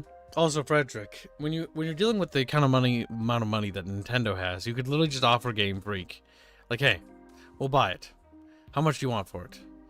And they'll be like, because remember, there are people that work there, and they'll always be like, okay, What will he sell for? Now, unless they're like me, where they're insane, and they're like, no, I'm never selling. I'm never selling because this is my baby. And it's like, okay. Then you're never selling. Then it's like, okay, it is what it is. Yeah, If- Frederick clarified. Yep, Pokemon Company owns a third, Game Freak owns a third, Nintendo owns a third.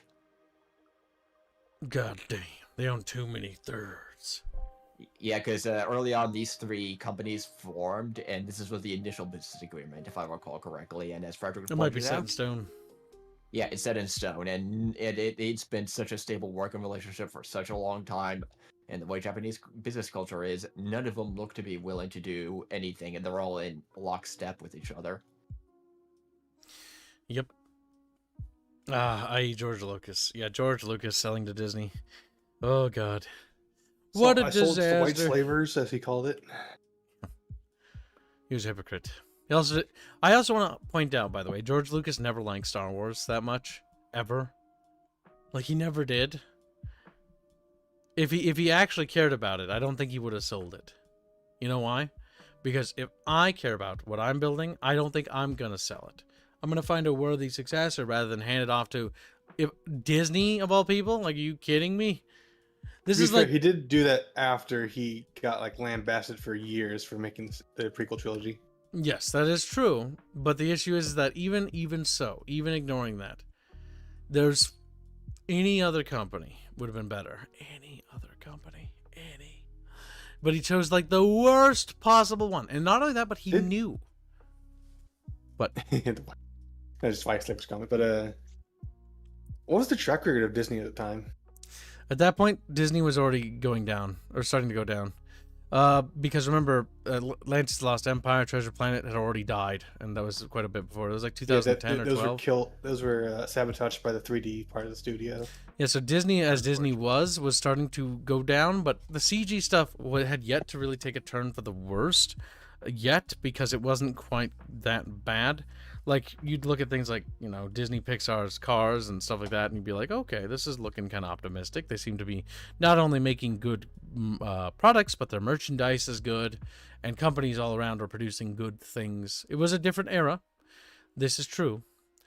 Very different. But this is also right after the, you know, other stuff, too. I don't know. It's more so to do with, I think, a lot of these people, for some reason, have this yacht obsession. I don't know. Maybe I just don't get it because I don't have that kind of money. But I just can't And then imagine. the second he can, he's like, I understand. I just don't. I don't have the appeal. Maybe I'm just out of touch. Maybe it's like you get a certain threshold of money, and then a switch flips in your brain, and you just become corrupt. Like, it just happens. But as I see it, from my standpoint, if you're working on something and you've been working so many years to it, the idea of losing it and giving it up is something that doesn't happen. And this sentiment is echoed, by the way. It's not just me that has this. There's so many people in the industry that have it. Great example, the creators of Futurama. The creators of Futurama started their show with Fox, right, in 20th Century. And then Fox pulled the plug on it because it wasn't Simpsons, despite the fact that the creative director was like, it was their big passion project. They wanted to do sci-fi. And that's what Futurama was. Then they got a deal with like Comedy Central or Adult Swim or whatever, and then it got killed again because, you know, they lost it. And then they got another deal, and now they're back again in 2023, right? I don't know if they're still running or cooking, but that's the big thing. Futurama was a passion project of a show, and it was very much like passion is what drove it. And it was a dream, and they worked to keep it alive, and they bounced through struggle after struggle, constantly trying to bring it back as it kept getting axed, like again and again. And that was kind of the story of Futurama. That's what makes that show kind of endearing. If you've ever seen it, I really like it. I'm personally biased towards it. It was one of those kid shows I grew up with, or kids. Yeah, but I was a kid watching it. Yeah, pretty much. I really liked that show. Played a big role in my childhood. One of my favorite cartoons, you know? And that was one of the things that was really good about it, because it was made with passion. And the passion is really what set it apart. Now, I've never heard of the new one, and I don't care to watch it anymore. Yeah, new episodes suck is whatever I'm saying, chat. Yeah, probably because if you die that many times, I think at some point you just become dead. I don't really have interest in watching the new stuff anyways. The only stuff I'm interested in is like the season 1 through 4 was awesome. And then some of the reboot stuff was okay when they brought it back the second time, but like, yeah. It's season 1 through 4 is like gold, and then the other stuff's all right. but I wouldn't watch the new stuff because I don't want to see what they've done to my boy. I'm going out on the ending where Fry basically and Leela grow old together, and then they go back through the time loop thing, and then the show starts from the beginning again. That's my ending. All right? It's wholesome, it's sad, and it's a goodbye. The way it should be. The way it should be. Simpsons Futurama's beaten to the ground like Simpsons? Yes. The guy that made Simpsons, like, I've never seen Simpsons. Never have. But I've heard Simpsons is basically just Futurama, but good. But more family sitcom because it's from the family sitcom era. So that's what it was more geared towards. Modern Simpsons is Not just like... now, obviously. Like, I'm talking about Modern the old Simpsons stuff. is a bit weird because Shouldn't exist anymore, in my opinion. occasionally they'll do a funny joke, but most of the time it's just like they've already done everything. So what are you gonna do? Slop. Unironically, the joke is Simpsons did it. Yep, the South Park joke. That was funny from that South Park. South Park's Robot Chicken and Futurama were like the three like adult shows I remember watching as a kid that I felt was taboo, but I was like, oh, these shows are awesome. Good old Seth Green. Simpsons died in 2010s. I'll get behind that. They neutered Bender in the recent seasons. Damn. I heard that the Bender guy, the voice actor, tried to stick up for the studio, but they basically clobbered him into fucking, like, basically getting in line. Like, it was pretty tragic. Like, he had basically tried to stick up for, like, the VAs, for, like, their rights and stuff, and, like, the studio's like, no, go to hell. Or not the studio, the, Disney, or whoever owns it now. It's Disney. sad. They basically threatened him, if I remember right.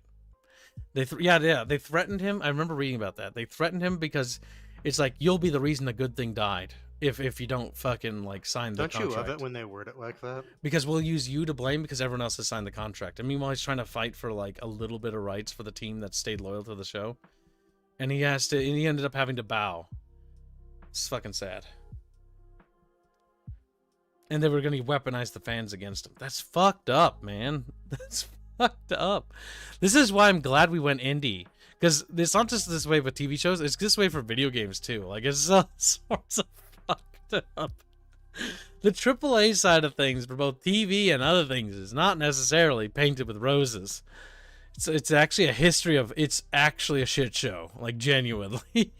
Oh, my God. Sad, Chatfish is sad. But I think it's all stuff we can learn from. Stuff we can learn to avoid. Corporate greed is something that is very much a real thing. Corporate greed is one of those things where you have some guy in a corporate suit, you know, doesn't give a damn about the product, doesn't give a damn about the video game, doesn't care about the soul of it, and just wants to bend it and twist it to his own will. That is a topic for a completely different stream, I think. We should probably talk about that. Because that actually is something huge. Corporate greed and how it affects not only TV shows, but video games as well. It twists and bends things out of shape. It takes things that were cool and cuts it out. Cut content, Champos. Chumpus heads to work. All right, good luck at work, Chumpus. All right, What? chat. What other subjects? We have... Oh, yeah, we're not quite done. God damn.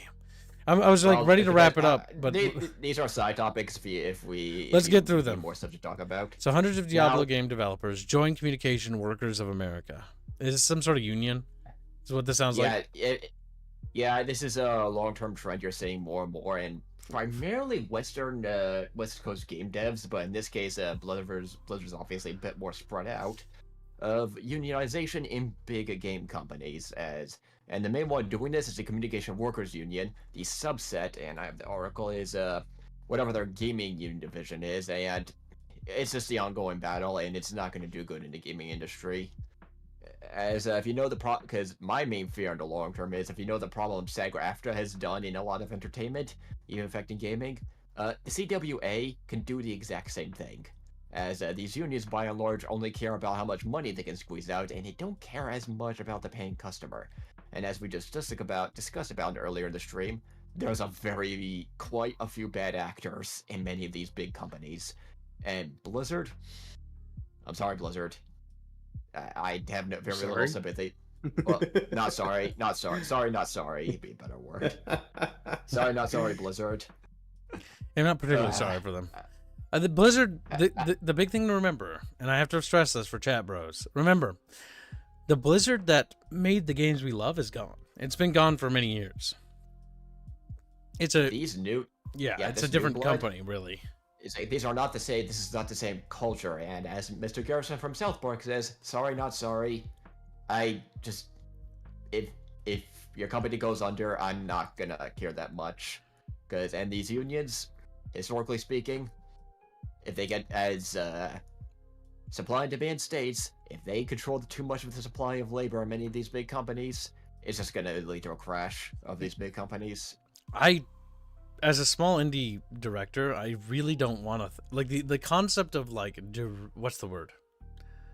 Corporate labor. The concept of like having a union, like if my fucking guys unionized underneath me means that either they lost all faith in me as like a director and it's like, oh, like that'd be terrible. But my boys and girls trust me. Yeah. Unions are terrible because it basically takes power away from me and puts it in the hands of some fucker. Don't like it. Unions, because the way these economics work, unions still need to convince people to pay for their labor, the paying customer. And they, by and large, historically, unions have never, for literally over 150, 100 plus years, have never fully processed that, and they will never process it as just to go on the probability of it. It's like, this is not gonna bring the workers benefits. The simple fact is the way leadership of these big companies has been, established companies have been, and just the products they develop, a lot of people don't like them, and as we discussed in previous streams, the money's going to AA and indie as Hollow Knight is printing money. Sorry, Silk Song is printing money. No, it's Hollow Knight Silk Song. It's part of a. It's now a franchise. It's the same like franchise. I know. I just want to be very specific because people use Hollow Knight for the first game. See, this honestly. Now I know that Hollow Knight Silk Song sold well for a myriad of reasons. One, it's got a legendary status. B, it was basically the game that everybody wanted. And C, it's also $20. So it's one of those things where it's like that. But this is like when I have like meetings, like this is the kind of like game that like I'm like I want to aspire to something like that in terms of success. And I think that regional pricing and reasonable. They did everything that I like, that I philosophically believe in. A, regional pricing so that it respects each region. B, not being greedy. C, charging only $20 because I guess it is a small team. It's only like 20 or no, it's not 20 people. It's like 3 people made it, right? Yeah, so it's a small indie team, and they never ballooned beyond their capabilities. They kept their costs under control. And okay, do we actually need to hire 100 more people? No, we do not. Yeah, and they kept the team small, and they kept the game reasonably priced, and they got over $50 million in overall sales. Absolutely astonishing. It actually really brings a lot of hope to me, not just as a fellow indie, but that the indie golden age will continue on, that it's not over, and that the dream of indies being prosperous can continue. I want more successes like this, and I hope we see more. Hollow Knight Silk Song winning and Team Cherry producing this, they did a fantastic fucking job.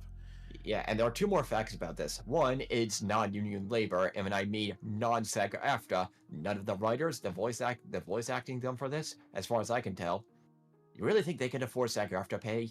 If you look at the recent contracts that they negotiated, probably strong-armed, the raises and benefits they pay is far beyond what Team Cherry will be able to pay for. Not to mention the work they provide, it's just not worth it. This is what, Southern Australian studio, if I recall correctly?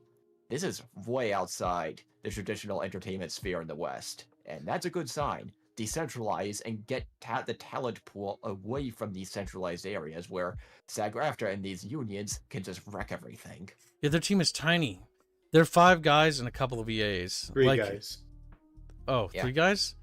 Yeah. Damn, that's wild. Because our dev team, like, okay, so we're indie too. Let's take a look. How many people we got? So most of our dev team is comprised of artists. We have 1 programmer. He's also our animator. That's Robin. He also does our website stuff. That's Robin. It's kind of jack of all code, right? Then we've got we have a modeler who makes our 3D models. We have Echo who does spell arts, and then we have Carlos, our art director. We have a bunch of other artists, like several other artists, but they're for like YouTube art, and Sala who works on that. So it's like we have probably like 10 to 14 people, including like the YouTube team, and they just produce YouTube art. Technically, the studio itself has, like, we have Robert, our composer, we have Robin, our programmer, and then we have Carlos, our art director. And then we have me. So we have four people actually working on the video game, the actual video game, because we can't afford any more than that. And then the other people are all doing other things to produce assets for chat, things that chat pay for. So yeah, that's actually pretty fucking wild. Four big guys. As not motorcyclists is paying out. Yeah, the union actually hurts people that actually want to do a good job, and the CWA, I don't see them being any different. And these unions, by and large, are very much in lockstep, which means you have huge sections of the entertainment sphere all under one banner under different names. It's like, being a small team is nice. I mean, especially for these guys. The big thing about, so the benefit of a small team, and I'm sure these guys probably would echo this, but maybe not. I'm not sure. The benefit is communication. Oh my God. Communication. It's so much tighter when it's like one dude or two dudes you have to talk to about something versus like, a dozen people organizing things. Because comparing it to community events where I have to organize like a billion chatfishes, like that's hard, right? That's very hard. Those Dune Awakening PvP matches we did where we would go around with chat bros, organizing that was like herding little chat kittens. Like they were fucking nuts. But like, oh my God. So that benefit, they have that. But I know that the other downside is that their workload must be fucking nightmarish. I think they're not using custom code, are they? Or are they?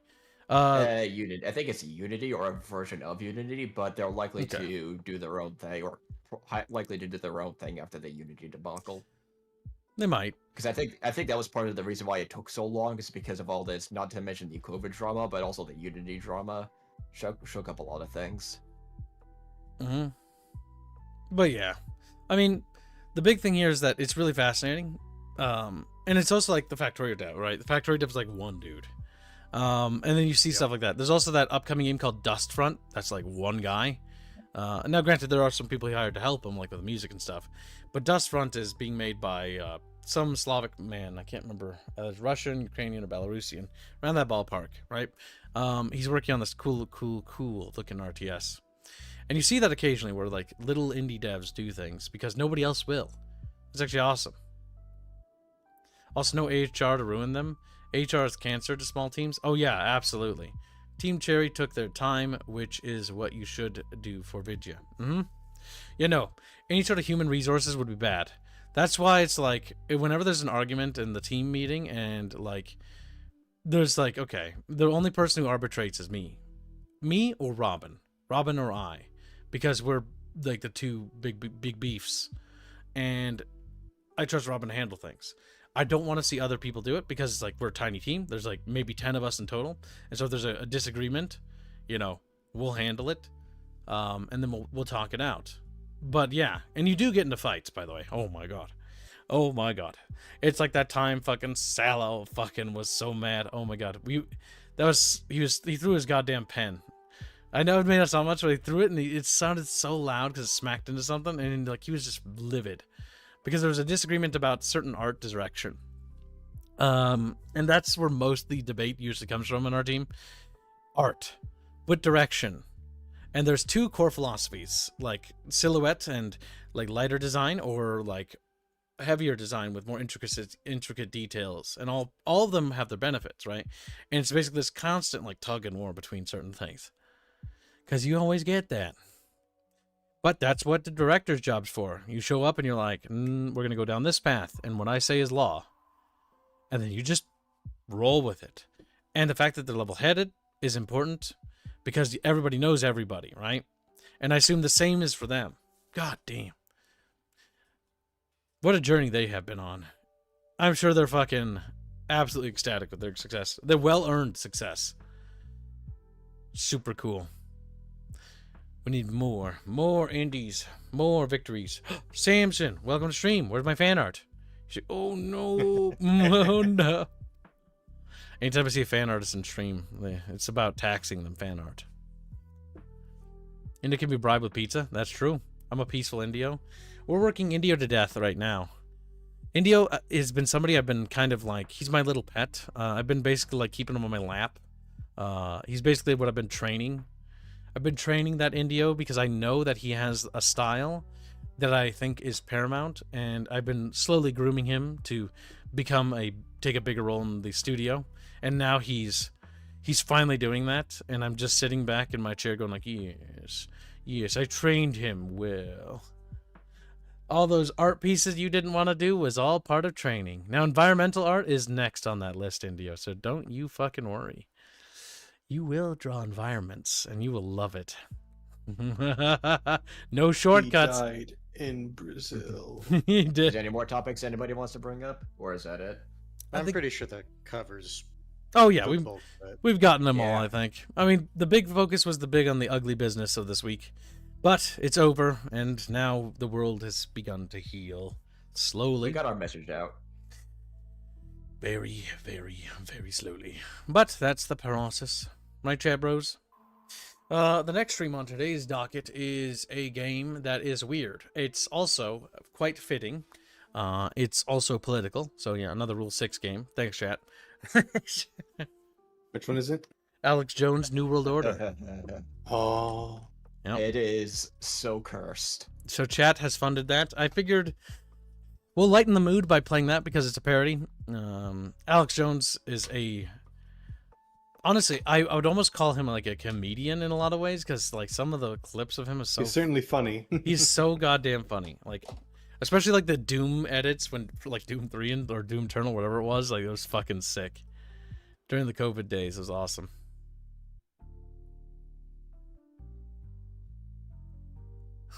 Where do you lead?